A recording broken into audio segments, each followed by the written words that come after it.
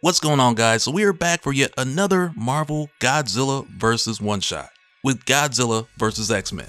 And it's the X-Men of the 90s at that. And with each of these one-shots jumping forward 10 years in the future, I have a playlist in the description for anyone who's jumping in here and you need to get caught up with the other issues that cover the previous decades. So with that said, if you're enjoying these videos, be sure to drop a like, subscribe if you're new to the channel, and don't forget to hit that bell up top to get all notifications. Alright, so going into Godzilla vs. X-Men, this starts out at the Imabari shipyards in Japan, where the mutant Sunfire, also known as Shiro Yoshida, is taking on the power of Godzilla by himself, which isn't going too well at the moment. And with this being Godzilla's third attack within a matter of weeks, there's a connection to these locations that we'll talk more about in a moment, but we're also told here it had been years since Godzilla had been sighted. The people of Japan hoped it was gone for good. Sunfire had almost felt insulted for never having had the honor of facing the unstoppable king of monsters in battle. Now he regrets being such an arrogant fool. And right there, it's like throughout these one-shots, we've seen a lot of Godzilla's history that's taken place on this earth over the past decades, so you can kind of imagine for Sunfire, he's probably been dreaming of fighting Godzilla his whole life, only for this fight to end with the destruction of another Suganai Robotics manufacturing facility. So as a result, this leads to Sunfire suggesting that they seek assistance from Professor Charles Xavier. So they hop on a call, they show him the footage, but they also have both Dr. Valerie Cooper and Henry Peter Gyrich here, who are both from the Commission on Superhuman Activities, which has been a thing since Uncanny X-Men in the mid-80s, with the Commission on Superhuman Activities, or the CSA, being comprised of your best and brightest from the National Security Council, the CIA, the FBI, as well as the military. But these are the two people you more or less expect to see, because when Valerie shows up, it's usually something related to a concern of the growing population of mutants and superheroes, and in the case of Gyrich, he's usually investigating something abnormal or enforcing policy on either the X-Men or the Avengers. But as you would expect, the Commission on Superhuman Activities, they're just acting as a liaison between the United States and the Japanese government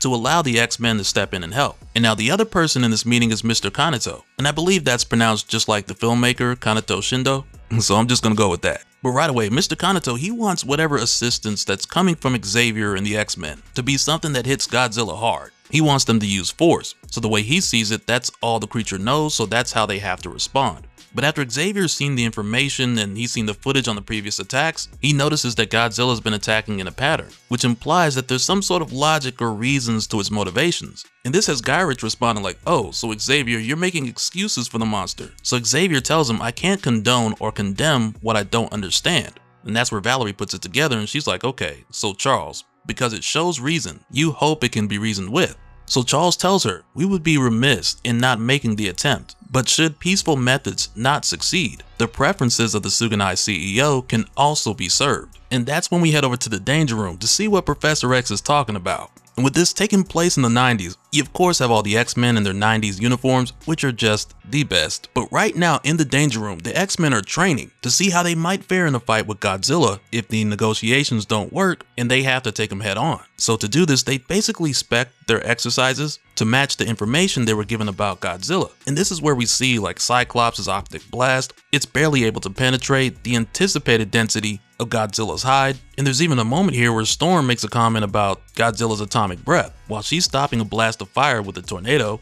she's like its emissions are more than just fire, there's a radioactive component to them. So in other words, what they're doing here isn't exactly a one-to-one comparison. And when Charles gets here, he tells them, the Commission on Superhuman Activities has accepted our assistance. Dr. Valerie Cooper and Henry Peter Gyrich are drafting formal arrangements with the Japanese government. So Scott's like, in downloading our exercise data into a central Shi'ar processing hub is part of your informal plan, but the professor stops him right there. And he tells him, I truly desire a meeting of the minds with the creature if possible, Scott, but we should also prepare to confront Godzilla on its terms. So Scott's like, yeah, that's easier said than done when your opponent is over 100 meters tall. And that's where the professor's like, I imagine it is fortuitous then that we are working on getting taller. Which is funny he should say, because when we head over to the CSA storage depot in Colorado, it's here where we find one of the X-Men's most talented thieves breaking in to acquire something that's going to give the X-Men a huge advantage. And as it turns out, that someone is Gambit, and that something is the Super Adaptoid, which was created by Advanced Idea Mechanics, who built it using unstable molecules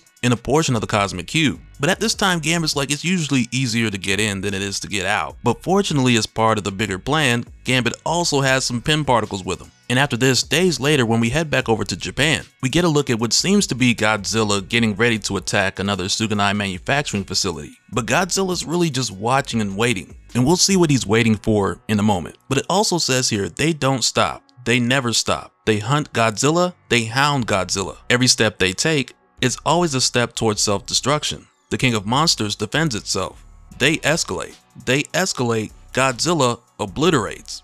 They protect each other by harming the monster and its kind. But in the name of security, they threaten the safety of all. And always, they escalate. And this is exactly how it plays out. Because next, when we overhear a conversation translated from Japanese, which really seems more like the company's CEO yelling at employees, but he says here, the parts lost in Godzilla's attack were substituted by our partner in America. Production is being completed at an offshore site, and the manifest will be delivered in 2 more days. And surely enough, 2 days later, when that ship arrives, it has Trask written on it. And just to be more specific, much like we were just told, they will always escalate and Godzilla will obliterate, and how they won't stop hunting Godzilla or hounding Godzilla and his kind for the sake of safety, it's set up to show us how similar the Japanese approach to fighting Godzilla and the different monsters is to the Americans' approach for fighting mutants. And so now, after Godzilla's attack, this has caused the Japanese to collaborate with the Americans. And so now that they're sharing notes, the results are crazy. But at this time, you also have the X-Men who are arriving. And when they get here, Hank puts the Blackbird in hover mode just before joining the others in a mind link. Because right now, you even have Gambit who's like, really wish we just took it to Godzilla without all this. So Cyclops tells him we lack the time to train for fighting at giant size, Remy. Mind links the X-Men are used to.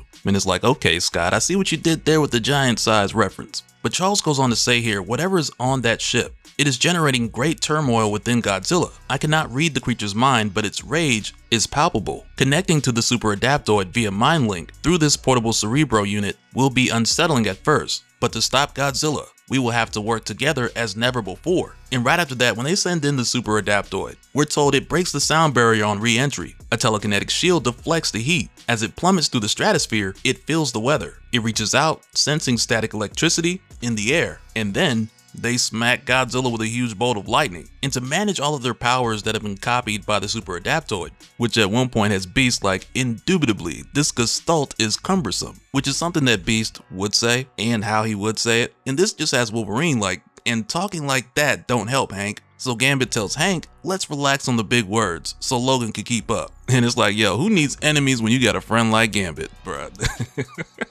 He did Logan dirty. But to manage all their powers through the Super Adaptoid, Xavier just has each of the X-Men function through him so they can all operate as one. And now that they're here, Sunfire reaches out and he asks like, hey, are you guys sure the Super Adaptoid can handle Godzilla's onslaught? Which right there is like, okay, Godzilla versus Onslaught confirmed. But no, Charles tells Sunfire that it most certainly can, because the Super Adaptoid has also absorbed size-altering PIM particles. And with seeing this, for whatever reason, this just has the intro to Spectre-Man playing in my mind right now, because that show is a classic. And he used to get big and fight monsters all the time. He's probably the reason I liked Power Rangers when they came out. But nonetheless, this quickly leads to an exchange between atomic breath and optic blasts. And we're told here the King of Monsters senses a surge of power from the thing before it, referring to the Super Adaptoid. Godzilla has faced dozens of powerful opponents, but not even the big guy has felt the combined might of the X-Men, hitting all at once.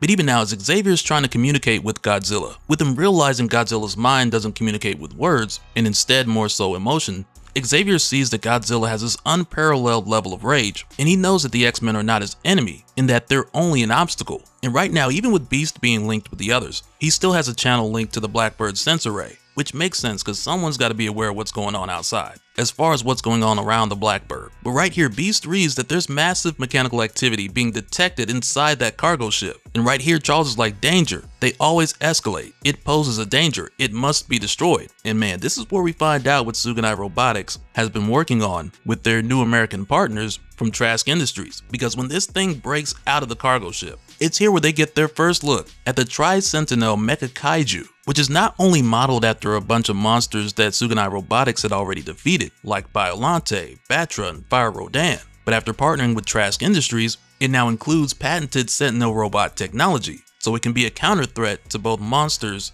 and mutants alike. So yeah, seeing the Tri-Sentinelmechakiju pop out, it's crazy. But it makes sense with how we're shown that both the Japanese and the American companies have been doing the same thing. Because prior to this, they both had their countermeasures for either the monsters or the mutants. And now that they've come together to build this Tri-Sentinel, this forces the X-Men to pick a side. So they end up siding with Godzilla. Which makes sense, because at one point Gambit is even like, I'm pretty sure nothing coming out of a ship that says Trask on it is going to be friendly to us. And as the fight goes on, you have the people below from the factory who are terrified and running for their lives. And really the reason why they never evacuated is because they thought the Tri-Sentinel would provide them safety. But once again, when the company escalates things towards Godzilla, it puts everyone in danger. And with Xavier and Jean scanning the minds of the people below, they sense fear, anger, insecurity, doubt. And among them, there's also the CEO of Suganai Robotics, Mr. Kanito, who's going to play a very important role pretty soon here. But with the X-Men helping Godzilla fight the Tri-Sentinel, Xavier notices that Godzilla understands that they're trying to help. And it goes on to say here, Godzilla senses impending triumph, but more. There's a sense of pride and accomplishment, a moment of satisfaction. Their fear grows, their hate grows, they make bigger weapons. But if after all this time, there's one thing that Godzilla has proven, it is that no one is bigger than the King of Monsters. And it's right there where the X-Men are holding the Tri-Sentinel, where Godzilla just blasts this thing with the full brunt of his atomic breath, and the Tri-Sentinel is done. And for a moment here, we're told another battle ends, another battle won. But the war won't be won until the reason for the fighting ends. And this is where the X-Men land the Blackbird and they come down. And we're also told, and it can't end so long as humans like this continue acting the way humans like this do. But would ending the life of one human really make a difference? Because right now, Godzilla's like, I'm not done. I'm going for the CEO. So the X-Men rush over to help Mr. Kanito, as Charles tries to reach out to Godzilla and stop him. And telepathically, Charles says here, Godzilla, no, I still can't link to the creature. Its thoughts are not formed by words, but by emotions. I can feel its frustration, its exhaustion. So then in turn, let us see if Godzilla can feel our hope. So right here, Charles goes into the minds of both Godzilla and Mr. Kanito. And this is where Charles sees a memory from 1955 when Godzilla was fighting Anguirus. And it was during this fight where Kanito's father was part of the newly established Japanese Defense Force, and he died in the mayhem, which now reveals where Kanito's hatred for Godzilla and the other kaiju began. So it's here where Charles tells Mr. Kanito, Godzilla wants you to know it did not kill your father. It was there trying to stop Anguirus. And Charles goes on to say, Godzilla did not deserve your misguided hatred, Kanito. But the way he sees it is like you're siding with the monster. And that's when Charles tells him if there's anything mutants can relate to, it's the loneliness of protecting a world that fears and hates us. So yeah, the X-Men, they understand Godzilla on a whole nother level. And from here, Godzilla leaves knowing the threat is over, knowing these mutants can be trusted to deter the humans who can't be, at least for now.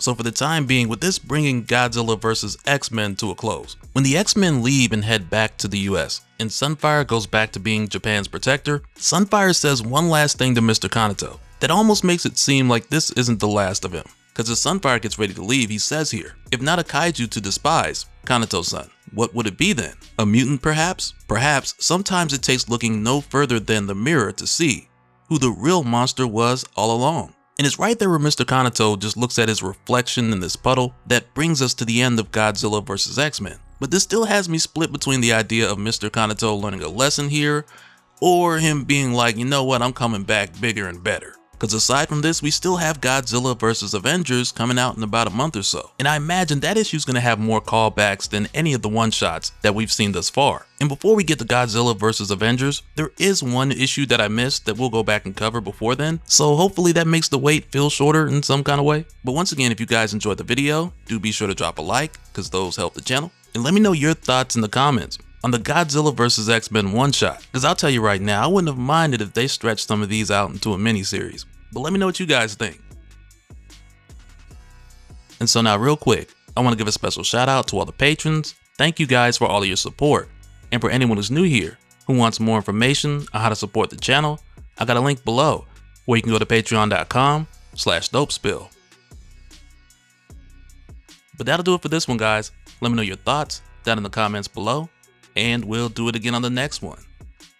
Alright, later.